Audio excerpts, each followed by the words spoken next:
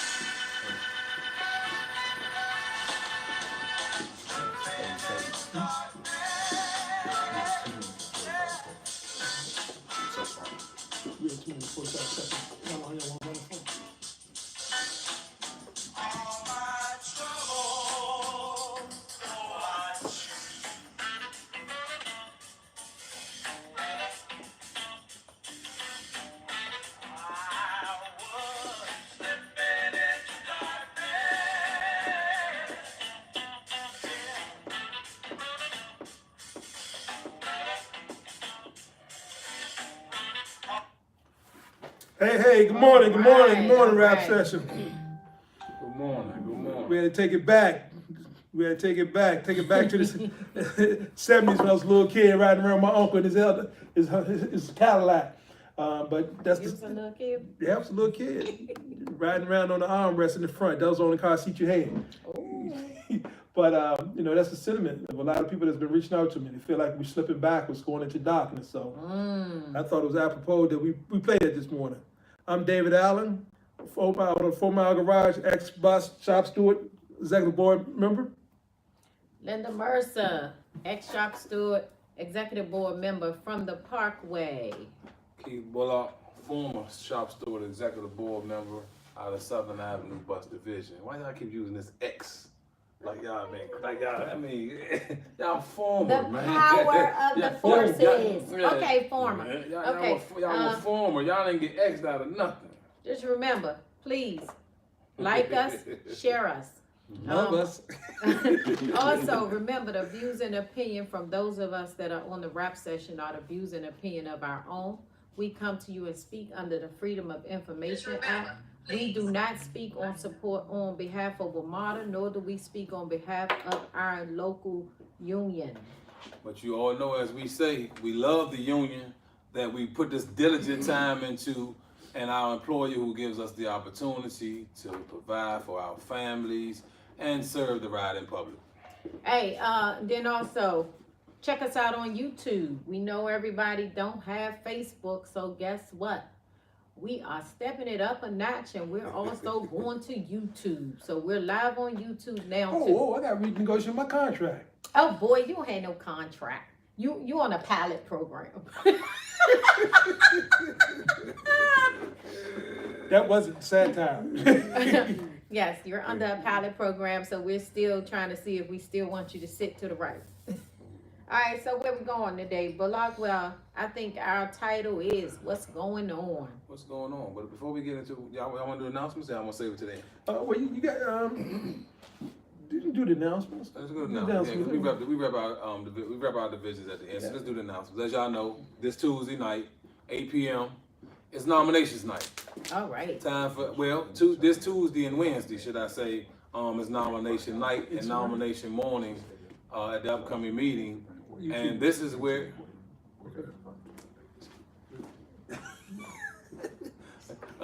this is where we where I guess, like you said, for all those conversations that has been had about what they're doing, what they're about to do, what they're thinking about doing, things like that, it's time to put up or shut up. So you will start to see some names being filled in some of these spaces for these positions. You'll get to identify with them, and from that point on, I guess, what is it? Let the games begin. Let the games Open it. begin, but we just hope that, the elections each year get messier and messier. We just hope that, come on, y'all, let's just have a fair election. May the best person win. We hope we're gonna make this the first year in some time that we don't have any mess. So folks, come out, do what you got to do. Correct. Now, before I go any farther, you got to get an address for the YouTube channel. Okay. You know It's under Linda's Love. it. No, Anyway. that is my YouTube channel, so it's under Linda's Love. You have to be 18 or older to come in. Hey. Anyway, to try to help keep this thing as clean and unmessy as possible, folks, if you're going to run or if you want to vote, your dues must be caught up to date. I suggest that everybody go down to Union Hall by the close of business Tuesday. Monday. You actually got to close of business Tuesday, but don't wait till Tuesday. Go down there, find out how much you owe, pay it, and keep your receipt. That's the first thing you can do to keep things from being messy. You know you owe. Now just go find out how much you owe. No, some people don't know. No, you You just leave it at that. Yeah. Right. You mention it, so when it comes down yeah. to it, So we if gotta you, record. right. So if you don't do that, then we don't want to hear from you. That's the first step. So go get your dues up to date. Anything else? For the election, I think that's about it. And you all know, as far as past practice, should I say? I hate to use that because a lot of times that term is used in a bad way. But Butch has normally had the blank letters of that you have to sign to accept the positions in which you're voting for. He normally has them at the up front with him for you to sign off. As soon as you're nominated, you can sign off right away to confirm. And I think from there they get back to you, let you know that you're in good standing and that you've been accepted by Friday, by 5 o'clock Friday. And you all also have until 5 o'clock on Friday to sign that letter also. But a lot of times people like to get it out the way so it don't be no mishaps. Let's not wait till the last minute. Just go up front and put your signature to it of your firm and what you decided to do, and make sure that you're counted. Alrighty. Well, we want to hear from you guys also. We got another thing that, my opinion, we are the guinea pigs to operations in the new program Work Partners call center. So let's talk about the call center.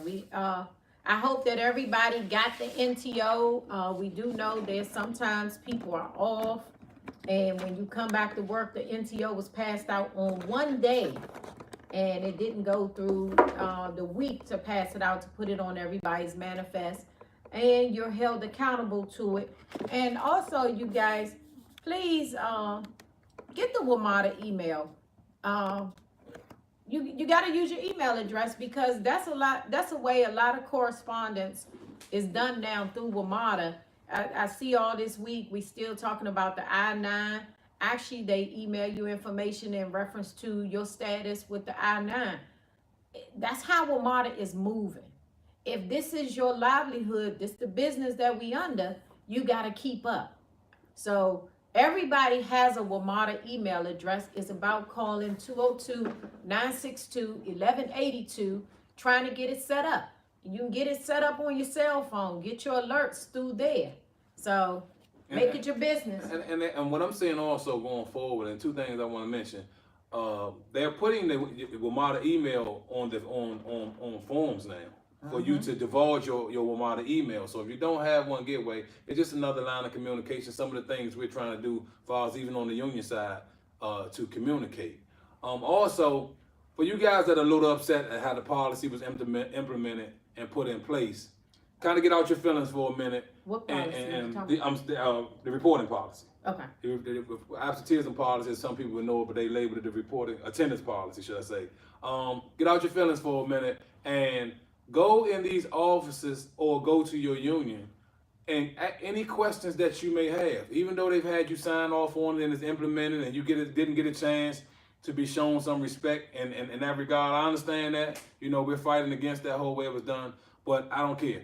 Go back in the office. Anything that you see pertains to your style, your lifestyle, and what may affect you, whether you have a family member you're taking care of, or whether you're dealing with an issue yourself, go in there and find out exactly the things that you're supposed to do and get an understanding of how you interpret the language that's written and what the manager is telling you as the protocol to deal with your issue. But now also, we're putting the earnest on us, which I think we always should bear the burden of taking care of some stuff. But WMATA hasn't made this their only way of communicating with us. It hasn't been mandated. This is the only way it will be communicated. So if I don't choose to use my email, I don't have to. It's bad because you miss out on some things. Right.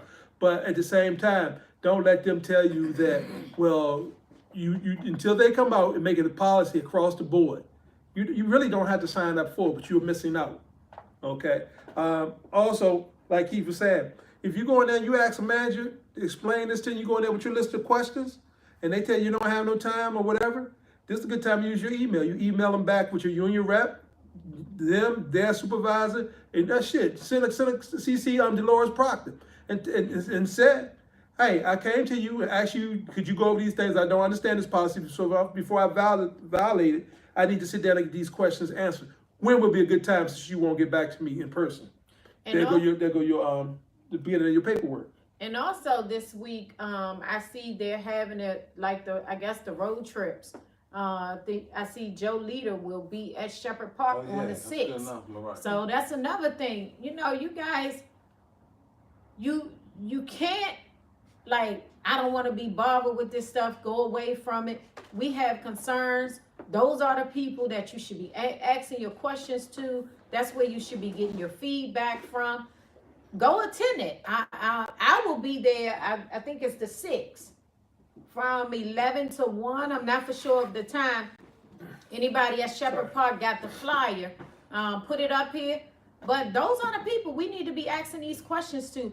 Why do operations keep getting called out? Because it's clear that this NTO is operations. It's a pilot program through operations. And it says bus operator, so we're trying to find out from the rail. I also see Donna Stinson on here. I've asked a few people from the rail because they consider rail operations too, but it's specified in red.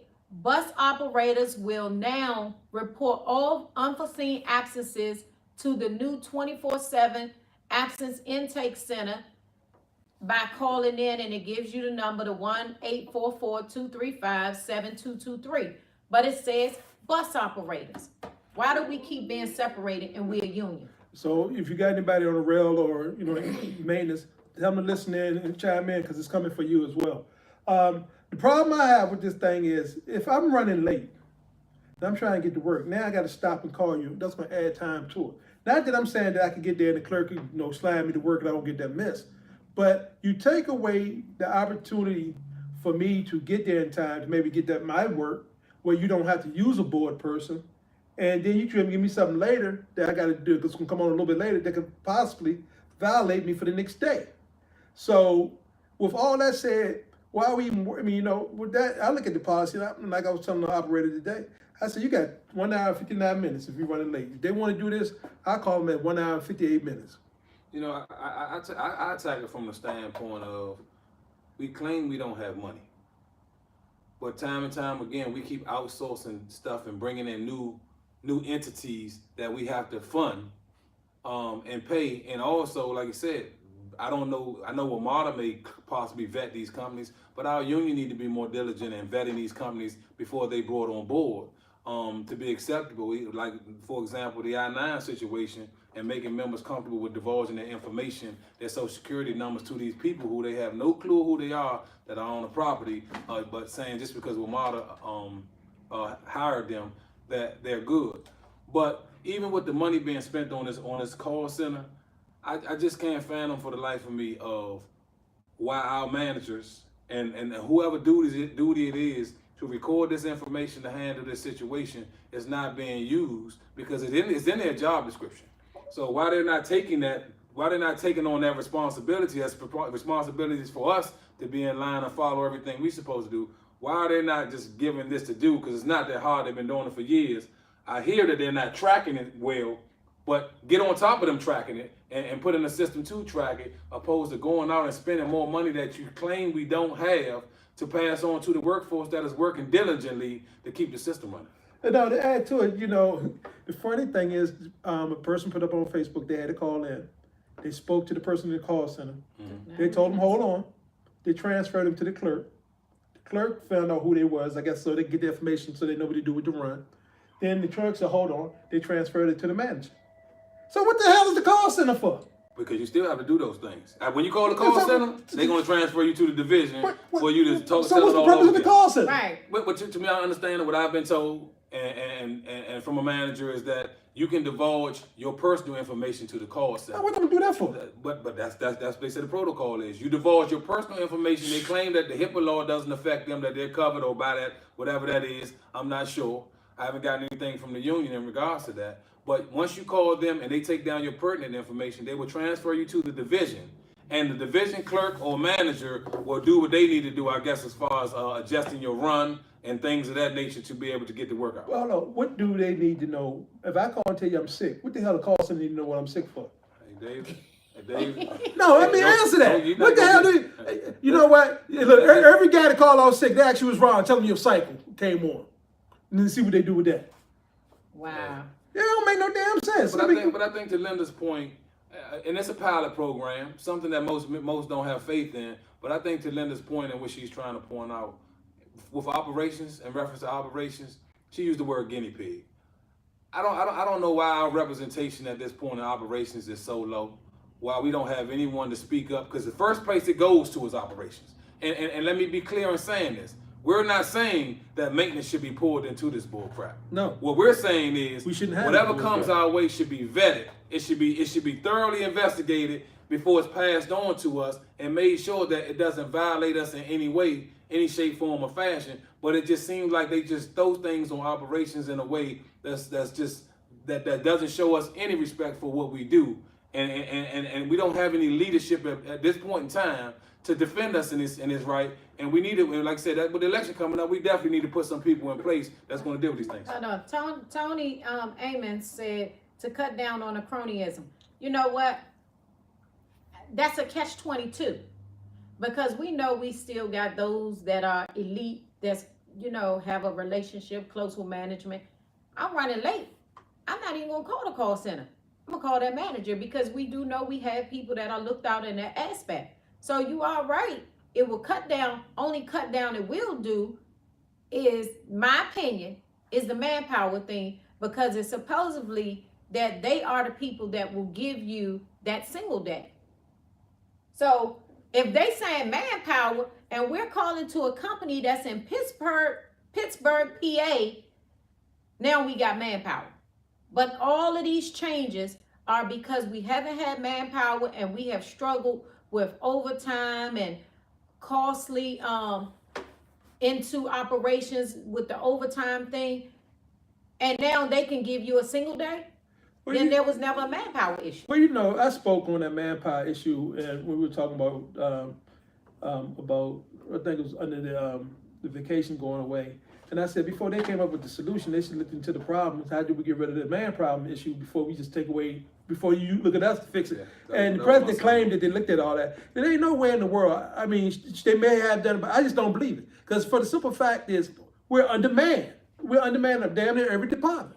And once, like I said before, once we start hiring people and bringing them in, and qualified people, training them, and we get rid of some of these slots that we got open, we're always gonna have a man problem.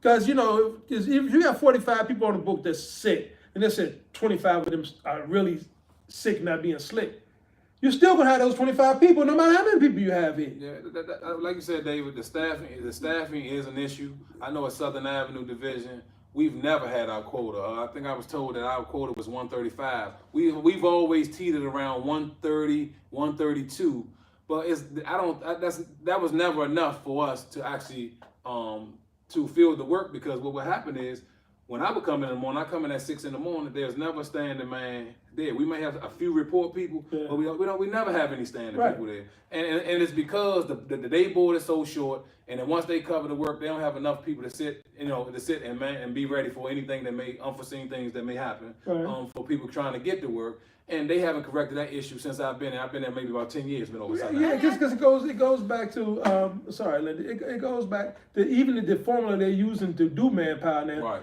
It's antiquated. They need to come in, step it up and let's do something different. I mean, because it's not right. And now I'm gonna tell y'all now, if we do get adequately manned up, it will cut down on overtime. But at the same time, you'll be able to have that freedom to be able to get off and do what you need to do, be with your family. So either you want all the overtime for us to be understaffed and be treated like a slave, or you get staffed correctly and you be able to go ahead and put in and get off when you need to be off. Let me quote one. Let me get a couple of questions off here. I see Metcalf L. He said we must stop concerning ourselves with what WMATA is doing. Hold up. I'm sorry. Yeah, please put your glasses on. No. We Man, some glasses and it's still ain't we using. must stop concerning ourselves with what WMATA is doing with their funds. We need to focus more on what our representation local can and should be doing to protect us from this nonsense. I mean, I don't think we're focusing on their funds, but I think when you want to make an argument, you have to use those things as part of the argument as to why we doing this. I mean, let's look at the absenteeism. We were told that the absenteeism policy was changed because of the abuse.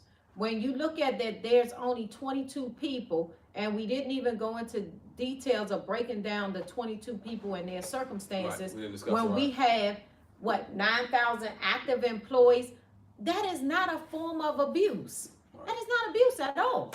So, I mean, we still have to use that, but we need the right leadership to fight those things and to point out those things as to why you want to hurt our other members. Because I still say the absenteeism program that we had at first for abusers, you had a program where you put those people in a 90-day probation status, and those people in those 90 days had to adhere to some restrictions that they put them on. And you put them in that chokehold instead of putting everybody in there and use it as a budget crisis. And you said something. You said something right. I mean, you said something, Linda, that should resonate with all of us. We never had the conversation. If it was those 21 individuals who had issues, those issues weren't brought forth to the membership to say, okay, y'all, we need to do better. What is the problem? What's going on? How can we help you with services we need to put in place to curtail that? None of that. It wasn't no grace period for any of that. It was just immediate action to set something in place to make sure those individuals will no longer work here. And I just want to say this: none of us are in agreement with how they're handling those 21 individuals, and we stand behind them. They should have a clean slate like everyone else. Just think about it. If you want to say that policy was created because of those individuals, but yet you put something on the whole workforce and you turn around and don't let them be inclusive in having a clean slate, come on, y'all, we got to do better. Well, let me take it back a little bit even farther. Like you said, I want to know, did the union, did management and workforce availability sit down with them 21 people individually and go over their circumstances, why they couldn't get? No, they didn't even know they didn't even know. That's what I'm saying. They didn't have that So conversation, before right. you say the abuse, now how many of those people who was out that's been out that a lot of their absence could be wiped away if they're what's the If the FMLA office would have been working. Did we find out? Did maybe we got somebody that's teetering on a mental situation where if you'd have talked to them, you found out that maybe we need to put them in a program, let them go get some help. You know, we may have somebody that's in there that's teetering on a drug abuse thing. But that's so that haven't got caught up in the witch hunt. That you say, hold on, something's going on. This ain't right. And they reveal it to you. You say, well, go ahead and get in the program, get yourself together, then come on and start over. But the thing is, we got to go the extra step. We have to be human. And if you find out there's only 22 people that's, first off, what the hell is the definition of abuse? That's the biggest question. Right. How are you defining abuse? No. What it is, they say abuse, but they talking about we need an excuse. We need an excuse to do this shit to y'all. You need an excuse So to this do is an excuse for my abuse. Exactly. But my thing is, with that, if you find out, let's just say it was 200 people that kept coming up, those chronically late all the time or missing, then why don't you create a program for the habitual people and leave an old program for the regular people? Well, but that was what they had at first. And they did. And you can even under the one we got, was it 94 with Tom and them, they went down to sign ARP, because ARP is gone. That program, I think that's one of the best policies they had on this property that I've seen or know of, because it gave a person a chance to get right, and it gave WMATA a chance that they ain't getting right, she gone. Yeah. and you're talking about creative thinking, and that's why I go back even to the pension. When I look at how the FMLA office has not been running correctly, haven't been properly staffed to deal with our issues on this property, and how it has prolonged the process, I look at the pension, how WMATA hasn't paid into our pension properly. Well, we had to give them an amortization period to pay over time the unfunded liability. It's like when you come to us about something wrong, then fix your house first. Right. Fix your house. Fix your FMLA office. Get that right. Staff this place properly so that individuals won't have to work so hard to try to cover for the people that aren't here. And then when they want to take a break and kind of step back and need some days, they can't get it. So they got to do what they got to do. So it's a trickle down effect. And even with the pension, if you pay what you owe, we wouldn't be paying anything. That way that money can go in our pockets opposed to helping you guys do something that you should have been doing all Right. along. Or it would be either if we was paying 3%, it would be an bigger cushion for us. But the key, here's another one. Fix the retirement department. You got people waiting 2 months to get paid after they freaking retire. I'm gonna reach out to the retired. WMATA ain't fix that. Oh, they gone. Fix that. The people that gave you, it used to be the person came to WMATA gave 30 plus years. You know, that's why a lot of times you didn't think so much about the 27 years or the 10 years. Because people came here young and they were going to give you 30 years off the break. You're not going to get that anymore. You're not going to get a lot of people getting 10 years anymore. We haven't put WMATA feet to the fire. I mean, they claim we in a tough time, we in a battle. I don't see a battle. I see one side kind of going on with their plan and the other side just laying down. Well, I look at it like this here. Just like, so all y'all folks claiming you out on the street. That one time you get that person a break, oh, that nigga suck. I ain't got to give him nothing. And that's what WMATA said. They got a big pump. We do as we please. So we need to crack some heads down there. They throwing it in. Which way? Tina, she says, with WMATA using your benefits is abuse. You give me 12 days There you go, Tina. a year as a benefit, but 13 days is excessive. excessive. I mean, and that's another argument that I left out, Tina, that we should have made. How do you remember when you come in this company, you don't even get any vacation or sick time given to you unless you stay on the property for a year. You earn it when you put in your first year. How do you set up? How do you once, like I said, for the union, which is a great union, to fight for something, to fight for a benefit, and later have it turned around on you to force you and terminate you for using that benefit and which you fought for? It makes no sense. It's like oxymoron. And until we start negotiating from that standpoint, as to say these are things that are needed, these are things that we've negotiated, and not look at it for everything to be disciplined. Everything is not disciplined. We Tony Armstead, paying a little on the pension isn't going to kill it. Tony, I agree. I agree with you, because I think the police department in this area, police and fire department, they pay 7.5%.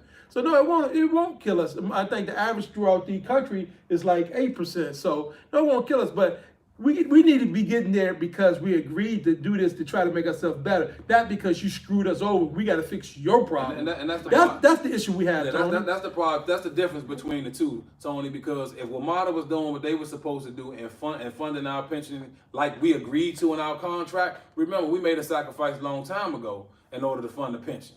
So this was their agreement that they made. We only were trying to hold them to the agreement. It ain't that we're saying it's a bad thing that we're paying 3%, Right. but you shouldn't be paying 3% if they were doing what they were supposed to be doing. Right. It's just that simple. That It's about 3%, that's 3% should be a luxury, not a mandatory, is what we're saying. So I mean, until they start fixing that issue, I don't think we should give them any more breaks. Plain and simple. We're gonna take a new question. I've never seen this one. This person, Van Brown, maybe new to me, I don't know. But Van Brown, thank you for checking in. FMLA is not staffed correctly, but we have a call center to report absences. Shaking my, you know what, head. WMATA is backwards, and the executive director obviously doesn't know how to run a company. He's obviously not intelligent enough. Hey, well, we won't beg to differ with you on that. I mean, like Keith just said, before you trying to do all this outer fixing, you got to fix your inside and fix your house inside first. And there's different things that need to be fixed. But that's why I say, as they coming around on a road trip, these are some of the things that you guys need to be in a division talking to them about and letting them know. Ask them point blank. And my motto has always been this: we're gonna always get general managers that come in here every 5 to 10 years or whatever the case may be. We got people that Line their pockets and run. Exactly, that line their pockets. We have people that have been on this property for 30 years. You would think that our leadership, who have been here all this time, will run circles around anybody stepping into this realm, you know, for the first time and learning as they go. I don't know where we fell off at, but we need to get it corrected. And for whenever someone is hired or elected to come on this property to run this system, we need to already have the plan laid out for them as the direction we want to go, and we use them as the vehicle to get these things done, not the opposite way around. Well, you're absolutely right, Keith. And that's not wishful thinking. We got to realize too that these people come with their own vision. They don't have our vision. We wonder why they're not doing things to appease us, because they're not here to do that. They're here to, put forth their agenda along with the board agenda to try to get this privatization accountable to go there and get these things. When this man came in, he told the first lie to us. We should just went all out on him. When we found out he told the first lie, just as like now they're gonna put out there that they're gonna open up service later on the weekend and go to a flat rate. They stole that from our fix-it funded proposal we could put out there. We should be blasting them on the media so the people see that we're putting up solutions to fix this thing. That the union is trying to fix it. Yeah, we want to get paid in the interim, but we're putting up things to fix this thing to make it right because we invested in it. But we gotta take the. Well, yeah, we do know that. A lot of times we're not doing our homework. This rap session, we get calls that's going there, especially Florida. Florida really inbox and asks about a lot of people from DC that's hired down there. We didn't do our homework to make the board recognize the different things or the person's inability to run this transit system according to what he did at another transit system. And we didn't do that. And as a union, that's one thing where we failed at and we're not doing. Our direction and our focus is not going in the right place like it should be right now. Well, he was at the airport authority. He was at the airport Okay, when I was out there. wherever he was, his Right. butt got fired. But here's the thing. But y'all don't. You have to realize when you get fired at that level, it ain't necessarily a bad thing. And that's like the resume page. because a lot of times you get fired because if you start turning that corner and listen, shoot, we paying this man that money, we're gonna fire him, get us a little bit so he can get out of here and we can take it over. So y'all got it ain't like when we get fired because we done screwed up usually. And then also Van, why would the board hire anybody that's pro-union? Why would they put anybody on the board that's pro-union? It doesn't make sense. Do that. I mean, I think we should have some, but it was just not gonna work. But Tony said, it seems apparent to me that they are attempting a culture change. They are trying to clean house of certain individuals and they have to make it appear something is not. You can't negotiate that. they aren't being straight with you. And that's true, but then that's Tony with the kickback of the union. This is where we should be building our homework so this and use it to our advantage with these politicians that ask for our blessings back. We need to be pointing out that they're trying to do a culture change. And we had the people, we had the tools, but we just not putting the groundwork You gotta in. be careful when you say culture change, because you don't see a whole lot of other people coming here getting jobs. It's still the majority of them look like us coming through the door. Now, what I think what they're trying to do, Tony, is they're trying to get away with bus and taking, as they said, make rail the baby and get some different faces in rail. But at the same time, before we do that, we gotta make sure the people that's applying for these jobs, they look like me and you, qualify for the jobs. But Yeah. well, no, let me say this real quick. When you go to a certain neighborhood where you already know what the demographics of that neighborhood is, and you're only having a job fair in Virginia, where a location where you know that population is built up of a certain nationality, or that population is built up of military people, and we know that that's what WMATA's been doing lately, going to certain neighborhoods for their job fairs. We already know that. Well, but And as a union, we need to be documenting this and use it later in a fight. Linda, how do you I don't see how you can use it You in a keep fight. up with it, and not to say that you can't, but you still keep up with it and put it out So we there. won't get stuck here. You know, we all know WMATA has the right to staff this place as they please. That has nothing to do with the rules and regulations of this workplace. And for what these individuals, whether they're black, white, yellow, green, what they come into, that is something we can control. The people that they have out there, but in your panel share the Cinebed issue. I mean, the only thing with this, I mean, we just help them grow even more. They on their flyer, they talks about that the place where this call center is a $16 billion in revenue in 2017, and with over 80,000 employees and growing. So I guess we're adding WMATA to it as a call center. With the amount of employees we have, we're gonna help them grow even more. But is any other benefit coming back to us? Is it employees that staff there, that work at their place, or they include staff employees there. that they work for? No, Okay. that's the employees that actually work there. That work there.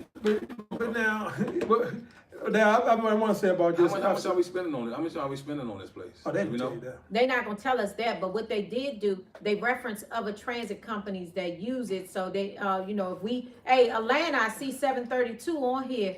They're saying you guys use this call center place too. Give us your feedback. They saying Boston use it, and they saying SEPTA also use it. So 732, if you can give us some feedback, if you guys are using this call center, let us know. Now, let me ask you. Oh, first thing is, I saw a couple of people put up that they called in. Folks, when you call in, make a screenshot of your phone call. So if something get lost, you cover yourself. Because I guarantee you, if you get lost, they're going to say you didn't do this and didn't do that, and try to get your write-up. You got your screenshot, you're good to go.